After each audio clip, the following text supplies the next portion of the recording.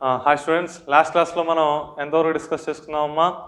Electric potential due to a electric dipole.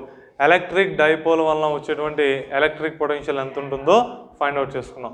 సరే, ఇప్పుడు next క్లాస్లో మనం ఈ క్లాస్లో ఏం డిస్కస్ చేసుకుందాం? Potential energy.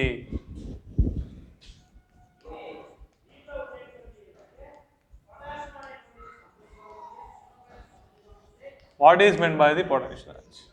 పొటెన్షియల్ ఎనర్జీ అంటే ఏంటి, అది మనకు కావాల్సింది. మీకు ఆల్రెడీ ఫస్ట్ ఇయర్లో వస్తుంది పొటెన్షియల్ ఎనర్జీ అని. పొటెన్షియల్ ఎనర్జీ అంటే ఏంటి? The energy possessed by an object by the virtue of its position is known as potential energy. మనం తీసుకున్నటువంటి ఆబ్జెక్ట్ యొక్క పొజిషన్ వలన వచ్చేదాన్ని ఏమంటాం? పొటెన్షియల్ ఎనర్జీ అంటాం. మనకి ఫస్ట్ ఇయర్లో వచ్చినటువంటి పొటెన్షియల్ ఎనర్జీ ఏది? Gravitational potential energy.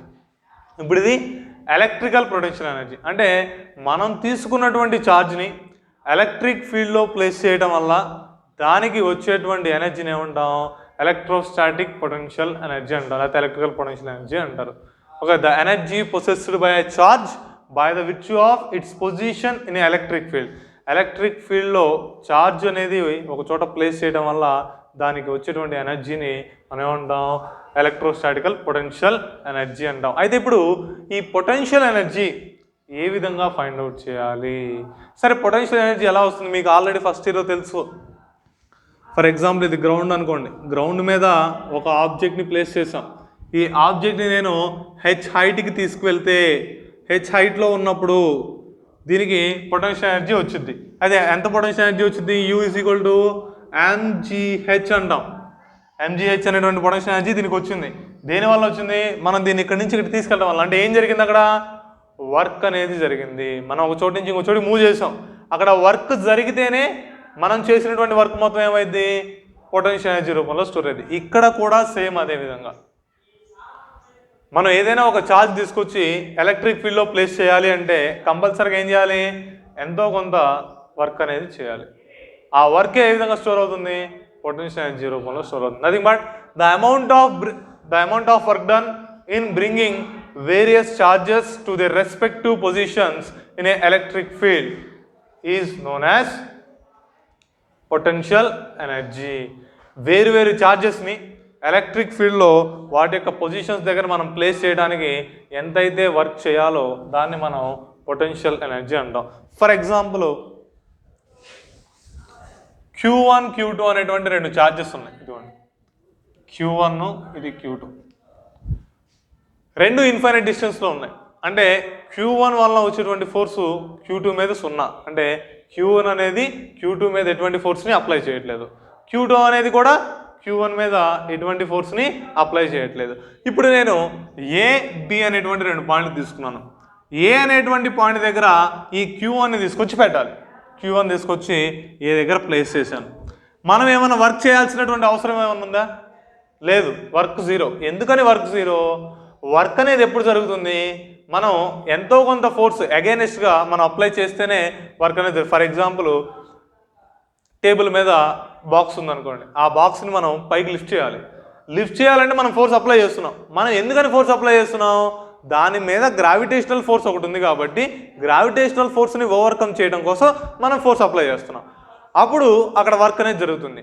ఇక్కడ ఈ సెకండ్ ఛార్జ్ వల్ల వచ్చేటువంటి ఫోర్స్ ఏమైనా ఉందా?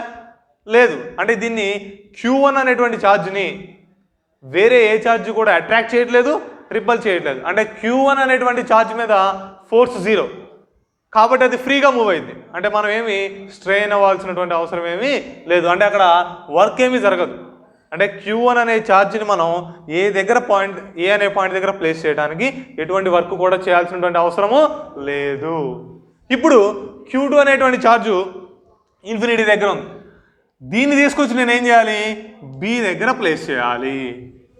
అయితే ఇక్కడ వర్క్ జరుగుతుందా జరగదా? జరుగుతుంది. ఎందుకని వర్క్ జరుగుతుంది? ఇందాక Q1 Q2 మధ్యలో ఉన్నటువంటి దూరము ఇన్ఫినిటీ కాబట్టి Q1 మీద Q2 వల్ల వచ్చేటువంటి ఫోర్స్ లేదు, Q2 మీద Q1 వల్ల వచ్చేటువంటి ఫోర్స్ లేదు. కానీ ఎప్పుడైతే మనం ఈ ఏ అనేటువంటి పాయింట్ దగ్గర Q1ని తీసుకొచ్చి పెట్టామో ఈ Q2ని కూడా ఏం చేస్తున్నాం? బి దగ్గర తీసుకొస్తున్నాం. ఈ బి అనేటువంటి పాయింట్ ఎక్కడ ఉంది? ఫస్ట్ ఛార్జ్ యొక్క ఎలక్ట్రిక్ ఫీల్డ్లో ఉంది. అంటే Q1 యొక్క ఎలక్ట్రిక్ ఫీల్డ్లో మనం Q2ని తీసుకొచ్చి ప్లేస్ చేస్తున్నాము. ఎప్పుడైతే ఇది ఇన్ఫినిటీ నుంచి దగ్గరకు వస్తూ ఉందో ఈ Q2 మీద Q1 అనేది ఏం చేస్తుంది, ఫోర్స్ అప్లై చేస్తుంది కదా. Either it may be attractive or repulsive. సరే, అది అట్రాక్షన్ అవ్వచ్చు, రిపల్షన్ అవ్వచ్చు. ఫర్ ఎగ్జాంపుల్ Q1 Q2 రెండు కూడా సేమ్ ఛార్జెస్ అనుకోండి, అప్పుడే ఫోర్స్ వస్తుంది, రిపల్సివ్ ఫోర్స్ వస్తుంది. అదే Q1 Q2 కూడా ఆపోజిట్ ఛార్జెస్ అనుకోండి, అప్పుడే వస్తుంది, అట్రాక్టివ్ ఫోర్స్ వస్తుంది. రిపల్సివ్ ఫోర్స్ వస్తేనేమో దూరంగా వెళ్ళిపోతుంది, అట్రాక్టివ్ ఫోర్స్ వస్తే దగ్గరగా ఫాస్ట్గా మూవ్ అవుతుంది. అంటే ఆ యాక్సలరేషన్ అనేది ఎంతో కొంత ఉంటుంది. అంటే మనం ఏం చేయాలి, కాన్స్టెంట్ వెలాసిటీతో వితౌట్ ఎనీ యాక్సలరేషన్తో మనం తీసుకొచ్చి ఇక్కడ ప్లేస్ చేయాలి. అంటే అప్పుడు మనం ఏం చేయాలి, దాన్ని ఎంతో కొంత ఫోర్స్ అప్లై. ఫర్ ఎగ్జాంపుల్ ఇది అట్రాక్ట్ చేస్తుంది అనుకో, ఆపోజిట్ డైరెక్షన్లో ఫోర్స్ అప్లై చేయాలి. అంటే దూరంగా, ఫర్ ఎగ్జాంపుల్ ఇదిగోండి ఇటువైపు అట్రాక్ట్ చేస్తుంది, మనం ఏం చేయాలి, లెఫ్ట్ సైడ్ అట్రాక్ట్ చేస్తుంది అంటే రైట్ సైడ్ ఫోర్స్ అప్లై చేయాలి. అదే ఒకవేళ రిపల్ చేస్తుంది అంటే రైట్ సైడ్ ఫోర్స్ ఉంటుంది, మనం ఏం చేయాలి, లెఫ్ట్ సైడ్ ఫోర్స్ అప్లై చేయాలి. అంటే అసలు కూడా అక్కడ ఏం చేస్తున్నాం, ఫోర్స్ అనేది అప్లై చేస్తున్నాం. ఫోర్స్ అప్లై చేస్తున్నాం, తీసుకొచ్చాం అంటే డిస్ప్లేస్మెంట్ కూడా ఉంటుందిగా. ఫోర్స్ ఉంది, డిస్ప్లేస్మెంట్ ఉంది, అంటే ఏమున్నట్టు, వర్క్ ఉన్నట్టు. అంటే ఈ Q2 అనేటువంటి ఛార్జ్ని B దగ్గర తీసుకురావడానికి మనం ఎంతో కొంత వర్క్ అనేది చేయాల్సినటువంటి అవసరం ఉంది. అంటే ఆ వర్కే ఏ విధంగా స్టోర్ అవుతుంది, ఇందులో పొటెన్షియల్ ఎనర్జీ రూపంలో స్టోర్ అవుతుంది. ఓకే, పొటెన్షియల్ ఎనర్జీ డెఫినేషన్ ఏమని చెప్పుకోవచ్చమ్మా, the amount of work done in bringing the various charges to their respective position from infinitely large separation is known as potential energy. రెండు వేరు ఛార్జెస్ని, nothing but various charges, వేరు ఛార్జెస్ని infinity దగ్గర నుంచి వాటి యొక్క పొజిషన్స్కి తీసుకొచ్చి పెట్టడానికి మనం ఎంతైతే వర్క్ చేయాలో ఆ వర్క్ని దేని కింద తీసుకుంటాం, పొటెన్షియల్ ఎనర్జీ రూపంలో తీసుకుంటాము. ఓకే, ఇది అయితే ఇప్పుడు ఈ పొటెన్షియల్ ఎనర్జీకి మనం ఫార్ములా కనుక్కోవాలి. ఇప్పుడు ఈ Q1 Q2 ఈ ఏకి బీకి మధ్యలో ఉండేటువంటి దూరాన్ని నేను స్మాల్ ఆర్ అని అనుకుంటున్నా. ఏకి బీకి మధ్యలో ఉన్నటువంటి దూరం ఎంత, స్మాల్ ఆర్. ఇక్కడ మనం ఏం కనుక్కోవాలి, వర్క్ కనుక్కుంటే సరిపోతుంది. వర్క్ కనుక్కుంటే ఆటోమేటిక్గా మనకేమొచ్చుద్ది, వర్క్ కనుక్కుంటే పొటెన్షియల్ ఎనర్జీ వచ్చినట్టే. Work is nothing but energy. మనం చేసినటువంటి వర్క్ అందులో పొటెన్షియల్ ఎనర్జీ రూపంలో స్టోర్ అవుతుంది. వర్క్ కనుక్కోవాలి, వర్క్ ఫార్ములా ఏంది, force into displacement, nothing but the dot product of force and displacement. ఎప్పుడు అది కాన్స్టెంట్ ఫోర్స్, అది వేరియబుల్ ఫోర్స్ అయితే integral F bar dot ds bar అని రాస్తాం. ఇది వేరియబుల్ ఫోర్సే, అయితే ఇక్కడ మనకి స్పెసిఫైడ్ డైరెక్షన్ లేదు. అంటే మనకి ఇన్ఫైనైట్ దూరంలో ఉంది, ఫోర్స్ అనేది వేరియబుల్గా ఉంటుంది. అది కనుక్కోవడానికి కొంచెం డిఫికల్ట్గా ఉన్నది. మనం దేని ద్వారా కనుక్కుందాం అంటే ఎలక్ట్రిక్ పొటెన్షియల్ ద్వారా కనుక్కుందాం. ఇప్పుడు Q1 అనే ఛార్జ్ ఏ దగ్గర ఉంది, B అనేటువంటి పాయింట్ దగ్గర Q1 ఛార్జ్ వల్ల వచ్చేటువంటి పొటెన్షియల్ ఉంటుందా లేదా, కంపల్సరీగా ఉంటుంది. Potential at B due to charge Q1 is B అనేటువంటి పాయింట్ దగ్గర Q1 అనేటువంటి ఛార్జ్ వల్ల వచ్చినటువంటి potential V is equal to ఏమని రాయాలి, మనకి పొటెన్షియల్కి ఫార్ములా ఏంటి, లాస్ట్ క్లాస్లో ఆల్రెడీ డిస్కస్ చేస్తున్నాం. V is equal to 1/4πε0 into Q/R. ఇప్పుడు 1/4πε0 అంటే కాన్స్టెంట్ వేరియబులా, కాన్స్టెంట్. కాబట్టి ఇక్కడ కూడా నేను 1/4πε0 అనే రాస్తున్నాను. నెక్స్ట్ Q అంటే magnitude of the charge which producing the electric field or which producing the electric potential. దేని వల్ల అయితే ఎలక్ట్రిక్ ఫీల్డ్ డెవలప్ అవుతుందో, దేని వల్ల అయితే ఎలక్ట్రిక్ పొటెన్షియల్ వస్తుందో దాని యొక్క మ్యాగ్నిట్యూడ్ని Q అనుకుంటాం. ఇక్కడ మనం తీసుకున్నటువంటి కేసులో ఇందులో దేని వల్ల మనకి ఎలక్ట్రిక్ ఫీల్డ్ క్రియేట్ అవుతుంది, Q1 వల్ల క్రియేట్ అవుతుంది. కాబట్టి ఇక్కడ మనం ఏం రాయాలి, Q ప్లస్లో Q1 అని రాసుకోవాలి. నెక్స్ట్ R అంటే ఏంటి, distance between the two charges, రెండు చార్జెస్ మధ్యలో ఉండేటువంటి దూరము. ఈ రెండు చార్జెస్ మధ్యలో ఉన్న Q1కి Q2కి మధ్యలో ఉన్నటువంటి దూరం ఎంత, స్మాల్ ఆర్. కాబట్టి ఇక్కడ ఏం రాయొచ్చు, V is equal to 1/4πε0 into Q1/R అని రాసుకోవచ్చు. ఏంటిది ఇది, దేనికి ఫార్ములా ఇది, potential at point B due to the charge Q1 అనేటువంటి ఛార్జ్ వలన B దగ్గర వచ్చేటువంటి పొటెన్షియల్కి ఫార్ములా ఇది. మనం కనుక్కోవాల్సింది ఏంటి, వర్క్కి పొటెన్షియల్కి రిలేషన్ ఏమైనా ఉందమ్మా, ఉంది, ఆల్రెడీ చెప్పాం. ఎలక్ట్రిక్ పొటెన్షియల్ డెఫినేషన్ ఏం చెప్పాం, the amount of work done in bringing the charge from infinity to A point is known as electric potential అన్నాం. ఇన్ఫినిటీ దగ్గర నుంచి మనం తీసుకున్నటువంటి పాయింట్కి ఛార్జ్ని తీసుకురావాలి అంటే కనుక ఎంతైతే వర్క్ చేయాలో దాన్ని ఎలక్ట్రిక్ పొటెన్షియల్ అనుకున్నాం. From the definition of electric potential, from definition of electric potential రాయొచ్చు, V is equal to W by Q2. V is equal to W by Q2 అని రాసుకోవచ్చు. W ఈజ్ ఈక్వల్ టు రాయచ్చమ్మా V into Q2 అంతేనా. V ఎంత వచ్చింది 1/4πε0 into Q1 by R. ఈ వాల్యూని అక్కడ సబ్స్టిట్యూట్ చేయండి. W is equal to 1/4πε0 into Q1 Q2 by R. ఈ వర్క్ అందులో ఎలా స్టోర్ అవుతుంది? పొటెన్షియల్ ఎనర్జీ రూపంలో స్టోర్ అవుతుంది. So the potential energy U is equal to 1/4πε0 into Q1 Q2 by R. అంటే మనం B అనేటువంటి పాయింట్ దగ్గర Q2 అనేటువంటి ఛార్జ్ ప్లేస్ చేయడం వలన అక్కడ ఛార్జ్కి వచ్చినటువంటి పొటెన్షియల్ ఎనర్జీ అంతా U is equal to 1/4πε0 into Q1 Q2 by R. ఇది పొటెన్షియల్ ఎనర్జీ, ఎలక్ట్రోస్టాటిక్ పొటెన్షియల్ ఎనర్జీకి మనకి ఫార్ములా. ఇది మనకి 4 మార్క్స్ క్వశ్చన్, ఇంపార్టెంట్ కాదు, చదవాలి. సరే నెక్స్ట్ ఇప్పుడు 2 ఛార్జెస్ తీసుకున్నాం. అంటే ఒక ఛార్జ్ దగ్గర ఇంకో ఛార్జ్ పెట్టడం వల్ల వచ్చినటువంటి పొటెన్షియల్ ఎనర్జీ తీసుకున్నాం. ఇప్పుడు అదే ఇంకో ఛార్జ్ తీసుకొచ్చాం, 3వ ఛార్జ్ తీసుకొచ్చాం, 4వ ఛార్జ్ తీసుకొచ్చా. ఇలా వరుసగా నెంబర్ ఆఫ్ ఛార్జెస్ ఉన్నాయి. అప్పుడు పొటెన్షియల్ ఎనర్జీ ఏ విధంగా కనుక్కోవాలి అంటే మీకు ఒకసారి ప్రాబ్లమ్స్ ఇస్తాడు. ఫర్ ఎగ్జాంపుల్ ఇదిగోండి, ఇది ఒక స్క్వేర్ అనుకోండి. స్క్వేర్కి 4 కార్నర్స్లో 4 ఛార్జెస్ పెట్టాం. అయితే పొటెన్షియల్ ఎనర్జీ అంతా అంటాడు. అప్పుడు ఏం చేయాలి? సరే ఎలా కనుక్కోవాలో చూద్దాం. Potential energy due to group of charges.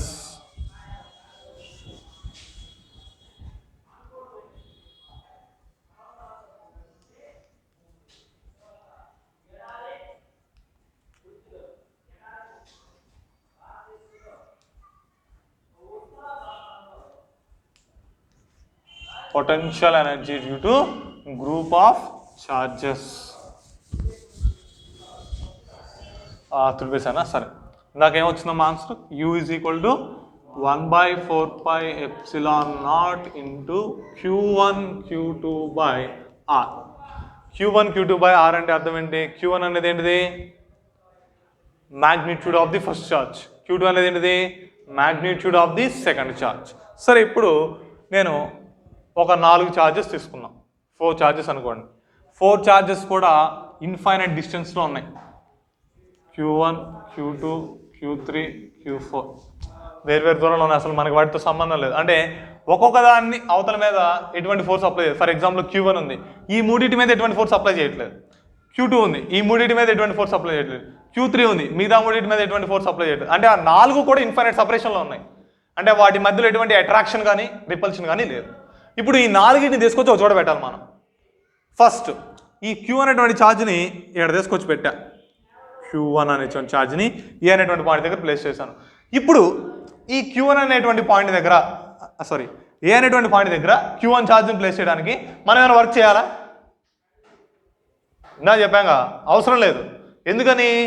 దీని మీద ఏవైనా అట్రాక్టివ్ ఫోర్స్ కానీ రిపల్సివ్ ఫోర్స్ కానీ ఉంటే మనం దాన్ని ఓవర్కమ్ చేయడం కోసం ఎక్స్టర్నల్ ఫోర్స్ని అప్లై చేసి తీసుకురావాల్సి ఉంటుంది. కానీ ఈ Q1 మీద ఎటువంటి ఫోర్సు లేదు కాబట్టి మనం ఫోర్స్ అప్లై చేయాల్సిన అవసరం కూడా ఏమీ లేదు. కాబట్టి ఇక్కడ వర్క్ అనేది ఎంత? 0. అంటే ఫస్ట్ ఛార్జ్ని ఏ దగ్గర ప్లేస్ చేయడానికి మనకి ఎటువంటి వర్క్ జరగలేదు. And W is equal 0. Okay, next ఇప్పుడు Q2ని తీసుకొచ్చి నేను B దగ్గర ప్లేస్ చేయాలి. Q2ని తీసుకొచ్చి B దగ్గర ప్లేస్ చేయాలి. ఈ రెండింటి మధ్యలో ఉన్నటువంటి దూరాన్ని నేను R12 అనుకుంటున్నా. R12 ఒకటో దానికి రెండో దానికి మధ్యలో ఉండేటువంటి దూరం కాబట్టి R12 అనుకుంటున్నా. ఇప్పుడు B అనేటువంటి పాయింట్ దగ్గర Q2 అనేటువంటి ఛార్జ్ని ప్లేస్ చేయడానికి మనం ఎంతో కొంత వర్క్ చేసామా చేయలేదా? చేసాం. ఎందుకని? ఇందాక Q1 మీద ఎటువంటి ఫోర్స్ లేదు. కానీ ఎప్పుడైతే మనం Q2ని ఇక్కడికి తీసుకొస్తున్నామో B దగ్గరికి, Q1 వల్ల వచ్చేటువంటి అట్రాక్టివ్ ఫోర్స్ కావచ్చు, రిపల్సివ్ ఫోర్స్ కావచ్చు, Q2 మీద యాక్ట్ అవుతుంది. అంటే దానికి అగైనెస్ట్గా మనం ఏం చేయాలి? ఫోర్స్ అప్లై చేయాలి. అంటే ఎంతో కొంత వర్క్ అనేది చేసాం. అంటే ఇక్కడ పొటెన్షియల్ ఎనర్జీ డెవలప్ అయిందిగా. అంటే U12 లేదా W12 అనుకోండి, ఎలా రాసినా పర్వాలేదు. W12 ఈజ్ ఈక్వల్ టు ఎంత అవుతుందమ్మా? అక్కడ W12నే U12 అనుకుంటాం. Work is nothing but energy, potential energy. ఆ ఫార్ములా ప్రకారం ఏం రాయొచ్చు? 1/4πε0 constant variable, constant into Q1 Q2 అంటే Q1 అంటే magnitude of the first charge, Q2 అంటే magnitude of the second charge. ఇది Q1, ఇది Q2. కాబట్టి ఏమర్థం? Q1 Q2. నెక్స్ట్ ఆర్ అంటే distance between the two charges, రెండు చార్జెస్ మధ్యలో ఉన్నటువంటి దూరం. ఇక్కడ రెండు చార్జెస్ మధ్యలో ఉన్నటువంటి దూరం ఎంత? R12. కాబట్టి ఇక్కడ ఏం రాయాలి? R12 రాసుకుందాం. W12 is equal U12 is equal 1/4π0 into Q1 Q2 by R12. సరే, ఇప్పుడు రెండు ఛార్జెస్ తీసుకొచ్చా. ఇప్పుడు మూడో ఛార్జ్ని తీసుకొచ్చి నేను సి దగ్గర ప్లేస్ చేయాలి. ఇదిగోండి, ఈ Q3 ఉంది కదా, Q3ని తీసుకొచ్చి సి దగ్గర ప్లేస్ చేయాలి. ఇప్పుడు ఈ సి దగ్గర ప్లేస్ చేయడానికి దీని మీద ఎన్ని ఫోర్సెస్ ఉంటాయి? ఈ సి అనేటువంటి బాడీ దగ్గర ఎన్ని ఫోర్సెస్ ఉంటాయి? 2 ఫోర్సెస్ ఉంటాయి. Q1 వల్ల వచ్చేటువంటి ఫోర్స్ ఒకటి ఉంటుంది Q3 మీద, Q2 వల్ల వచ్చేటువంటి ఫోర్స్ ఒకటి ఉంటుంది. అంటే మనం రెండు ఫోర్సెస్కి అగైనెస్ట్గా వర్క్ చేయాలి. ముందు ఏం చేద్దాం? ఫస్ట్ ఛార్జ్ వలన అంటే Q1కి అగైనెస్ట్గా ఎంత వర్క్ చేసామో కనుక్కుందాం. తర్వాత Q2కి అగైనెస్ట్గా. అంటే నథింగ్ బట్ Q1 అనే ఛార్జ్ ఉండటం వలన సి దగ్గర ఛార్జ్ని ప్లేస్ చేస్తే ఎంత పొటెన్షియల్ ఎనర్జీ వచ్చింది. Q2 అనే ఛార్జ్ని ఉండటం వల్ల Q3 దగ్గర మనం సి దగ్గర ఛార్జ్ని ప్లేస్ చేస్తే ఎంత పొటెన్షియల్ ఎనర్జీ వచ్చింది అది రాసుకుందాం. W13 is equal to U13 equal to ఏం రాయాలి? సేమ్ మళ్ళీ ఇందా అట్లానే 1/4πε0 ఇంటూ Q1 Q2. Q1 అంటే magnitude of the first charge, Q2 అంటే magnitude of the second charge. ఇప్పుడు ఇక్కడ Q1 అంటే Q1, Q2 అంటే Q3. ఎందుకని ఇక్కడ సెకండ్ ఛార్జ్ మనం ఏమనుకున్నాం? Q3 అనుకున్నాం. కాబట్టి ఇక్కడ ఏం రాయాలి? Q1 Q3 బై R13 అనుకోండి. R13 అంటే అర్థం ఏంటి? ఫస్ట్ ఛార్జ్కి థర్డ్ ఛార్జ్కి మధ్యలో ఉన్నటువంటి దూరము అని. నెక్స్ట్ ఇదే విధంగా W23 is equal to U23 అంతే కదా. సెకండ్ ఛార్జ్ వల్ల వచ్చేటువంటి ఫోర్స్కి అగైనెస్ట్గా కూడా కొంత వర్క్ జరగాలి. ఆ వర్క్ని W23 అనుకున్నాం. దీన్నే మనం పొటెన్షియల్ ఎనర్జీ U23 అనుకున్నాం. ఏం రాద్దాం ఈసారి? 1/4πε0 ఇంటూ ఫస్ట్ ఛార్జ్ ప్లేస్లో అంటే Q1 అంటే magnitude of the first charge. ఇక్కడ magnitude of the first charge ఎంత? Q2. అంటే ఇక్కడ ఏం సబ్స్టిట్యూట్ చేయాలి? Q2 ఇంటూ Q3 అంటే magnitude of the second charge. కాబట్టి Q2 into Q3 by R23 అని రాస్తాం. R23 అంటే ఏంటి? Distance between the second charge and third charge అని అర్థం. ఇప్పుడు నాలుగోది కూడా తీసుకొచ్చాడు బయట Q4. ఇప్పుడు మూడింటికి అగైనెస్ట్గా వర్క్ జరగాలి. ఫస్ట్ ఛార్జ్ వల్ల వచ్చేటువంటి ఫోర్స్కి అగైనెస్ట్గా వర్క్ జరగాలి, సెకండ్ ఛార్జ్కి వల్ల వచ్చేటువంటి ఫోర్స్కి అగైనెస్ట్గా వర్క్ జరగాలి, థర్డ్ ఛార్జ్ వల్ల వచ్చేటువంటి ఫోర్స్ కూడా అగైనెస్ట్గా వర్క్ అనేది జరగాల్సిన అవసరం ఉంది. అంటే ఇప్పుడు 3 సార్లు జరగాలి. అంటే ఇప్పుడు మళ్ళీ 3 ఫార్ములాలు వస్తాయి. W14 అంతే కదా. W14 అంటే work done against the charge 1. First ఛార్జ్కి అగైనెస్ట్గా మనం చేసినటువంటి వర్క్. W14 is equal ఏం రాయొచ్చు? U14 is equal to 1/4πε0 into Q1 R14. Q1 Q4 అంటే ఫస్ట్ ఛార్జ్ యొక్క మ్యాగ్నిట్యూడ్ Q1, సెకండ్ ఛార్జ్ యొక్క మ్యాగ్నిట్యూడ్ Q4 కాబట్టి Q1 Q4 అని రాశాను. రెండింటి మధ్యలో ఉండే దూరాన్ని R14తో ఇండికేట్ చేస్తున్నాం. ఇక్కడ R14 అంటే distance between the first charge and fourth charge. Okay, ఇదే విధంగా సెకండ్ ఛార్జ్కి అగైనెస్ట్గా కూడా కొంత వర్క్ జరుగుతుంది కదా. కాబట్టి ఇక్కడ W24 is equal to U24 is equal to నేను రాయొచ్చు 1/4πε0 into Q2 Q4 by R24. Q2 Q4 by R24. ఇది సెకండ్ ఛార్జ్కి అగైనెస్ట్గా జరిగినటువంటి వర్క్. మరి అదేవిధంగా థర్డ్ ఛార్జ్కి అగైనెస్ట్గా జరిగినటువంటి వర్క్ ఉండాలి కదా. W34 is equal ఏం రాస్తాం? U34 is equal to 1/4πε0 into Q3 Q4 by R34. Okay, next అదేవిధంగా థర్డ్ ఛార్జ్కి అయిపోయిందా? 1 2 3 3 రాసేసాంగా. ఇంక ఇంతటితో అయిపోయింది. ఈ 4 ఛార్జెస్ చేయాలంటే ఇంత వర్క్ చేయాలి. ఇప్పుడు టోటల్ వర్క్ అంటే ఏం చేయాలి? మొత్తాన్ని యాడ్ చేసి సరిపోయింది. అంటే టోటల్ పొటెన్షియల్ ఎనర్జీ అంటే మొత్తాన్ని యాడ్ చేయాలి. U is equal to total potential energy of the system.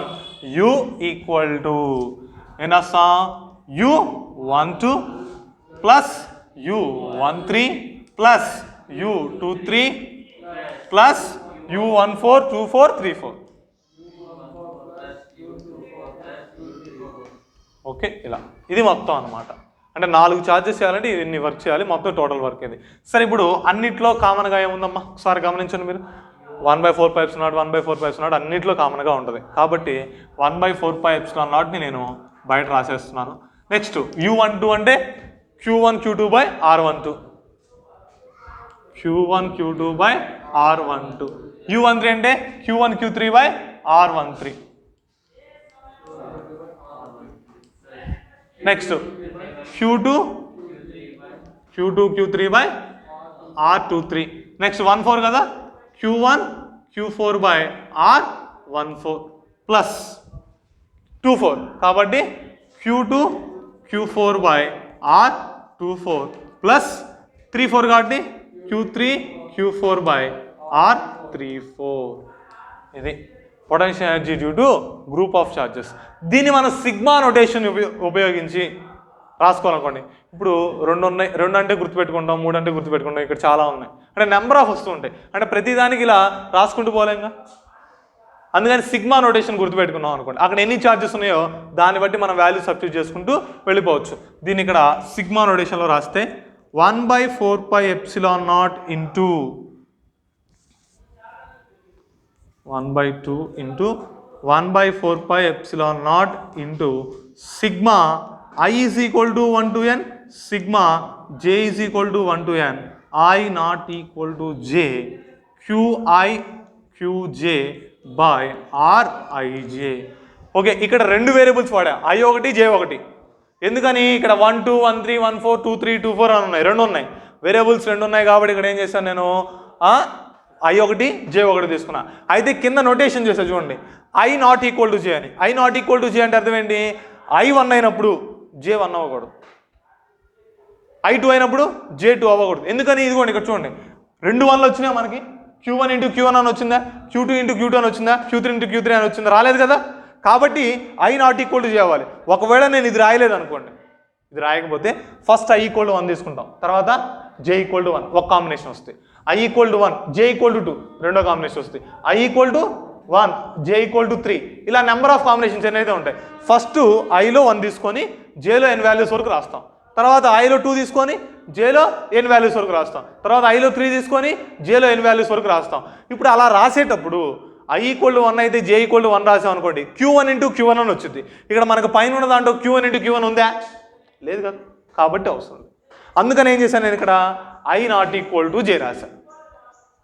Okay, next ఇక్కడ 1/2 రాశా. 1/2 ఎందుకు రాశానంటే i equal to 1 j equal to 2 వచ్చింది, అంటే Q1 Q2 వచ్చింది, ఒక టర్మ్ ఉంది ఆల్రెడీ Q1 Q2. ఓకే, ఈసారి i ఈక్వల్ టు 2 అయినప్పుడు కూడా మళ్ళీ j ఈక్వల్ టు 1 వచ్చిందిగా, అప్పుడు 2 ఇంటూ 1 వస్తుంది, అప్పుడు Q2 ఇంటూ Q1 వచ్చిందిగా. ఆల్రెడీ Q1 ఇంటూ Q2 వచ్చింది, మళ్ళీ Q2 ఇంటూ Q1 వచ్చింది అనుకో, 2 వాల్యూస్ అవుతున్నాయి, అంటే ఒక్కో టర్మ్ ఏమైంది రిపీట్ అవుతుంది. అలా రిపీట్ అవ్వకుండా ఉండటం కోసం ఏం చేసాం, /2 వేసాం. ఆ రెండింటిని యాడ్ చేస్తే ఇంటూ 2 వచ్చింది కదా, /2 వేస్తే వాల్యూ ఏమైంది, ఈక్వల్ అయింది. అందుకని u ఈజ్ ఈక్వల్ ఏం రాస్తాం, half into 1/4πε0 into sigma I equal to 1 to n, sigma j equal to 1 to n when I not equal to j into qi qj by rij. ఏంటిది, potential energy due to group of charges. Okay, ఇంతవరకు ఏం చూసామో potential energy due to potential energy due to group of charges వరకు చూసాం. ఇప్పుడు next ఏంటంటే potential energy of an electric dipole when it is placed in a uniform electric field. Uniform electric ఫీల్డ్లో మనం కనుక ఒక ఎలక్ట్రిక్ డైపోల్ని తీసుకొచ్చి ప్లేస్ చేసినట్లయితే అప్పుడు దానికి వచ్చేటువంటి పొటెన్షియల్ ఎనర్జీ ఎంత, అది మనం కనుక్కోవాల్సింది. Potential energy of a dipole placed in a uniform electric field.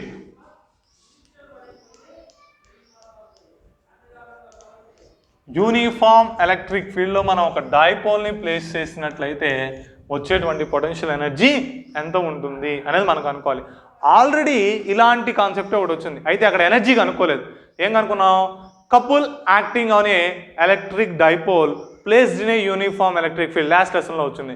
Uniform electric ఫీల్డ్లో మనం డైపోల్ని కనుక ప్లేస్ చేసినట్లయితే దాని మీద ఉండేటువంటి కపుల్ ఎంత వచ్చింది, tau is equal to PE sine theta. దీన్నే మనం P పీ బార్ క్రాస్ ఈ బార్ అని కూడా రాసుకున్నాం. ఇది ఆల్రెడీ లాస్ట్ లెసన్లో చెప్పాం. ఓకే, ఇప్పుడు మనం ఒక డైపోల్ని తీసుకొచ్చి ఎలక్ట్రిక్ ఫీల్డ్లో ప్లేస్ చేసినట్లయితే కనుక అప్పుడు అక్కడ దానికి ఎంత పొటెన్షియల్ ఎనర్జీ వస్తుందో ఫైండ్ అవుట్ చేయాల్సి ఉంటుంది. First we're considering an electric field, uniform electric field. ఒక యూనిఫామ్ ఎలక్ట్రిక్ ఫీల్డ్ తీసుకున్నాను. దీంట్లో we're placing an electric dipole. ఒక ఎలక్ట్రిక్ డైపోల్ ప్లేస్ చేశా. ఇది -q అనుకోండి, ఇది +q అనుకోండి. -q +q. ఈ నెగిటివ్ ఛార్జ్ మీద ఫోర్స్ ఉంటుందా ఉండదా? ఉంటుంది కదా. ఎటువైపు ఉంటుంది? లెఫ్ట్ సైడా రైట్ సైడా?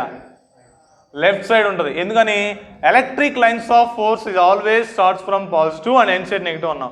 అంటే ఈ లైన్ ప్రకారం, ఈ ఎలక్ట్రిక్ లైన్స్ ఆఫ్ ఫోర్స్ ప్రకారం మనం ఏం అబ్జర్వ్ చేయొచ్చు? ఇటువైపు ఏమో పాజిటివ్ ఛార్జ్ ఉందనుకోవచ్చు, ఇటువైపు ఏమో నెగిటివ్ ఛార్జ్ ఉందనుకోవచ్చు. ఈ పాజిటివ్ ఛార్జ్ ఏం చేస్తుంది?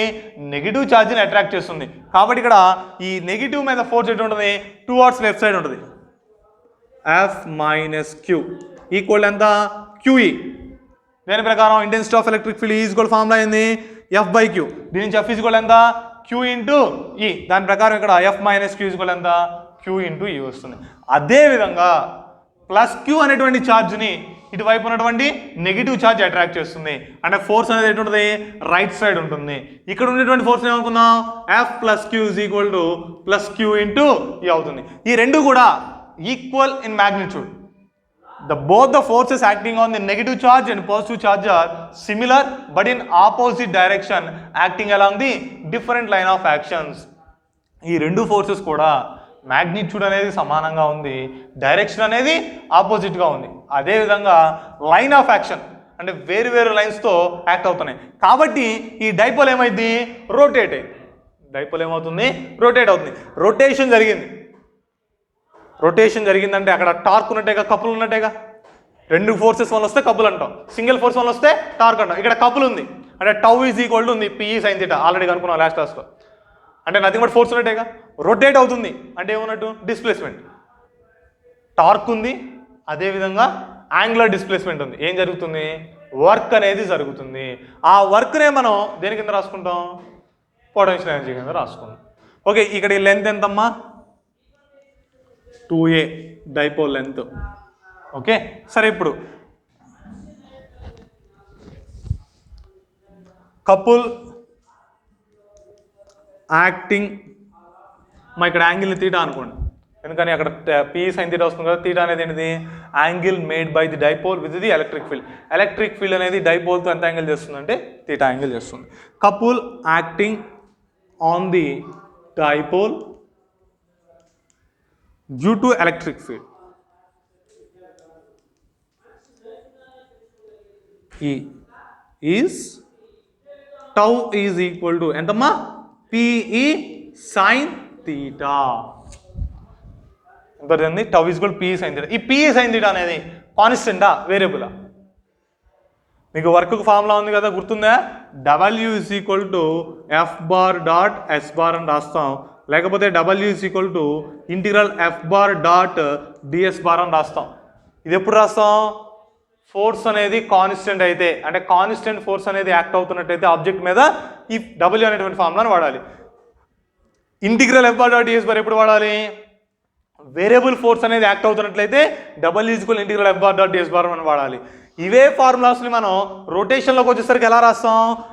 W is equal to tau bar dot theta bar.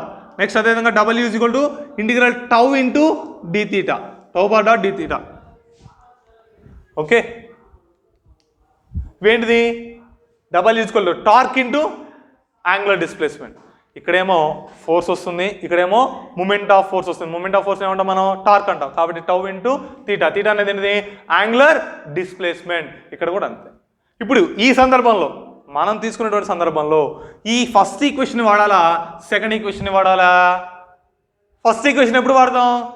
Constant torque అనేది యాక్ట్ అవుతుంటే వాడతాం. రెండో ఈక్వేషన్ ఎప్పుడు వాడతాం? వేరియబుల్ టార్క్ అనేది యాక్ట్ అవుతుంటే వాడతాం. ఇక్కడ వచ్చేటువంటి టార్క్ అనేది వేరియబులా కాన్స్టెంటా? వేరియబుల్. ఎందుకని వేరియబుల్? ఇక్కడ tau is equal to PE sin θ అని రాసాం. ఇక్కడ తీటా అనేది ఎప్పుడు కూడా ఒకేలా ఉంటుందా? రొటేట్ అవుతుంటే తీటా తగ్గిపోతుంటుంది కదా. లేకపోతే పెరుగుతూ ఉండొచ్చు. అంటే తీటా అనేది మారుతూ ఉంది కాబట్టి టార్క్ అనేది కూడా ఏమవుతుంది, అది బట్ కపుల్ అనేది ఏమవుతుంది, మారుతూ ఉంటుంది. కపుల్ మారుతుంది కాబట్టి మనం ఏం చేయాలి, ఇక్కడ వేరియబుల్ టార్క్కి ఉన్నటువంటి ఫార్ములాని యూస్ చేసుకోవాలి. అంటే ఫస్ట్ది పనికిరాదు, అంటే సెకండ్ది మాత్రమే యూస్ చేయాల్సి ఉంటుంది. అయితే ఇప్పుడు రొటేట్ అయ్యేటప్పుడు ఇనీషియల్లో ఒక యాంగిల్ ఉంటుంది, ఫైనల్లో ఒక యాంగిల్ ఉంటుంది.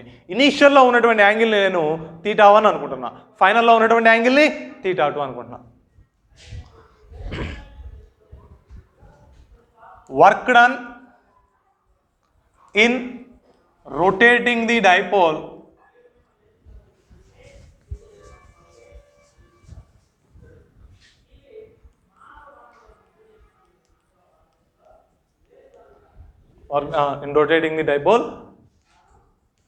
through an angle d theta is W is equal to integral tau into d theta. Integration చేసేటప్పుడు డిఫరెంట్ ఇంటిగ్రేషన్ ఉంటుంది, ఇండిఫరెంట్ ఇంటిగ్రేషన్ ఉంటుంది. ఇక్కడ మనకి తీటా వాల్యూ అనేది లిమిటెడ్గా ఉంటుంది. ఇనీషియల్లో కొంత ఉంటుంది, ఫైనల్లో కొంత ఉంటుంది. ఇనీషియల్లో ఉన్నటువంటి వాల్యూని నేను θ1 అనుకుంటున్నాను, ఫైనల్లో ఉన్నటువంటి వాల్యూని θ2 అని అనుకుంటున్నాను. టౌ వాల్యూ ఎంత వచ్చింది, P sin θ వచ్చింది. దీన్ని తీసుకెళ్ళి అక్కడ సబ్స్టిట్యూట్ చేయండి. అప్పుడు ఏమవుతుంది, W is equal to integral θ1 to θ2 PE sin θ into d theta. ఇక్కడ P అంటే ఏంటి, electric dipole moment. Electric dipole moment అనేది కాన్స్టెంటే వేరియబులా, కాన్స్టెంటే. ఎందుకని P ఈజ్ ఈక్వల్ ఫార్ములా ఏంది, Q ఇంటూ 2A. Q అంటే magnitude of the charge, charge యొక్క మ్యాగ్నిట్యూడ్ ఏమైనా మారుతుందా, మారట్లేదు. 2A అంటే distance between the two charges, అదేమైనా మారుతుందా, మారట్లేదు. అంటే P వాల్యూ ఏమవుతుంది, కాన్స్టెంట్ అవుతుంది. కాబట్టి ఇది P కాన్స్టెంట్. నెక్స్ట్ ఈ ఇంటెన్సిటీ ఆఫ్ ఎలక్ట్రిక్ ఫీల్డ్, మనం బయట నుంచి అప్లై చేసేటువంటి ఎలక్ట్రిక్ ఫీల్డ్ ఏమైనా మారుతుందా, మారట్లేదు. అంటే ఇక్కడ P వాల్యూ కాన్స్టెంటే, ఈ వాల్యూ కాన్స్టెంటే. మనం ఇంటిగ్రేషన్ చేసేటప్పుడైనా, డిఫరెన్షియేషన్ చేసేటప్పుడైనా సరే ఏం చేస్తాం, కాన్స్టెంట్స్ని బయట రాసుకుంటాం, వేరియబుల్స్ని మాత్రమే లోపల ఉంచుకుంటాము. ఇప్పుడు ఇందులో P అనేది కాన్స్టెంటే, క్యాపిటల్ E అనేది కూడా కాన్స్టెంటే. ఈ రెండు వాల్యూస్ని మనం తీసుకొచ్చి ఏం చేద్దాం, బయట రాసుకుందాం. బయట రాసుకుంటే is equal to PE into integral θ1 to θ2 sin θ into d θ. ఇక్కడ నేను θ వేరియబుల్ని సపరేట్గా చెప్పాల్సిన అవసరం లేదు, ఇందాక చెప్పాను ఆల్రెడీ. కాబట్టి ఇక్కడ θ అనేది మారుతుంది. మనకి ఇక్కడ ఇంటిగ్రల్ sin θ అంటే ఫార్ములా ఏంటి, డిఫరెన్షియేషన్లో ఏమొస్తుంది, డెరివేటివ్ ఆఫ్ sin θ అంటే cos θ వచ్చింది. ఇక్కడ మైనస్ కాస్ వచ్చింది, మైనస్ కాస్ θ వస్తుంది. ఇప్పుడు ఇక్కడ ఇంటిగ్రల్ sin θ ప్లస్ ఏం రాయాలి,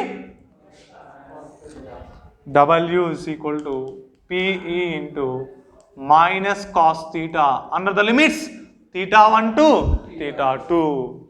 ఓకే, ఇప్పుడు ఇంటిగ్రేషన్ అయిపోయిన తర్వాత ఏం చేయాలమ్మా, ఫస్ట్ అప్పర్ లిమిట్ సబ్స్టిట్యూట్ చేయాలి, తర్వాత లోయర్ లిమిట్ సబ్స్టిట్యూట్ చేయాలి. రెండింటికి మధ్యలో మైనస్ని ప్లేస్ చేయాలి. అప్పుడు PE ఇంటూ ఏమవుతుంది, minus cos θ2 minus of minus cos θ1. Okay, ఇక్కడ మైనస్ ఇంటూ మైనస్ ఏమైంది, ప్లస్. కాబట్టి θ1 ముందు రాయండి, PE into cos θ1 minus cos θ2. ఇది W ఈజ్ ఈక్వల్ టు, దీన్ని మనం ఏమంటాం, potential energy of the dipole. U is equal to PE into cos θ1 minus cos θ2. Okay, ఇది పొటెన్షియల్ ఎనర్జీ ఫార్ములా. ఇప్పుడు ఒకవేళ ఇనీషియల్లో మనం కనుక θ ఈక్వల్ టు 90 degreesతో ప్లేస్ చేసాం, అంటే పర్పెండిక్యులర్గా పెట్టాం. ఎలక్ట్రిక్ ఫీల్డ్ ఇటు ఉంది, మనం ఇక్కడ ఇందాక ఇలా θ యాంగిల్తో ఇలా స్లాంట్గా ప్లేస్ చేసాం. అదే ఒకవేళ నేను ఇలా ప్లేస్ చేసా, perpendicular to the electric field, electric ఫీల్డ్కి పర్పెండిక్యులర్గా అయితే అప్పుడు ఏం రాసుకోవచ్చు, θ1 ఈజ్ ఈక్వల్ టు 90 degrees, అంతే కదా. పర్పెండిక్యులర్ అంటే θ ఎంత అయింది, 90. అంటే θ1 90, θ2 ఎంతో మనకు తెలుసా, తెలియదు కదా, దాన్ని θ అనుకుందాం. θ1 is equal 90, θ2 is equal to θ అనుకుందాం. అప్పుడు వాల్యూ ఏమైందమ్మా, ఇక్కడ చూడండి, θ1 90, కాస్ 90 ఎంత, 0. అంటే ఇక్కడ 0 వచ్చేస్తుందిగా, 0 మైనస్ కాస్ θ2, θ2 ప్లస్ ఎంత రాయాలి, θ రాయాలి. అప్పుడు ఏం మిగులుతుంది, 0 మైనస్ కాస్ θ అంటే మైనస్ కాస్ θ వస్తుంది. మైనస్ కాస్ θ ఇంటూ P అంటే మైనస్ PE కాస్ θ అవుతుంది. మైనస్ PE కాస్ θ అన్నాం. ఇప్పుడు ఇది ఎలా ఉంది చూడటానికి, AB కాస్ θ రూపంలో ఉంది. AB కాస్ θ అంటే A bar dot B bar. అప్పుడు మైనస్ P బార్ డాట్ ఈ బార్ కింద రాసుకోవచ్చు.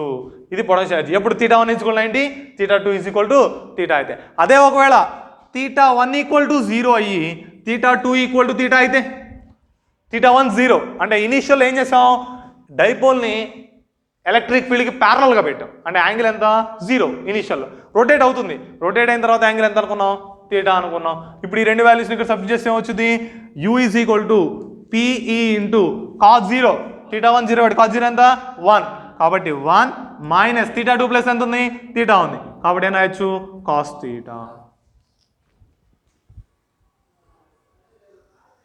ఓకే, ఇది ఇంతవరకు దేనికి formula, potential energy of a dipole placed in a uniform electric field. ఒక యూనిఫామ్ ఎలక్ట్రిక్ ఫీల్డ్లో మనం డైపోల్ని ప్లేస్ చేసినట్లయితే వచ్చేటువంటి పొటెన్షియల్ ఎనర్జీకి ఫార్ములా ఇది. ఓకే, ఇది కండిషన్స్ కింద రెండు కూడా. అయితే నేను ఇక్కడ దీనికి డీటెయిల్ ఎక్స్ప్లెనేషన్ ఇవ్వలేదు, ఎందుకని ఆల్రెడీ మనం లాస్ట్ క్లాస్లో దీని మీద ఒక షార్ట్ ఆన్సర్ ఉంటుంది, ఒక టాపిక్ చెప్పుకున్నాం కాబట్టి దీన్ని డైరెక్ట్గా రాసేసాను. ఓకే, ఇంతవరకు మనకి పొటెన్షియల్ ఎనర్జీ గురించి. Okay, thank you. రేపు చూసుకుందాం.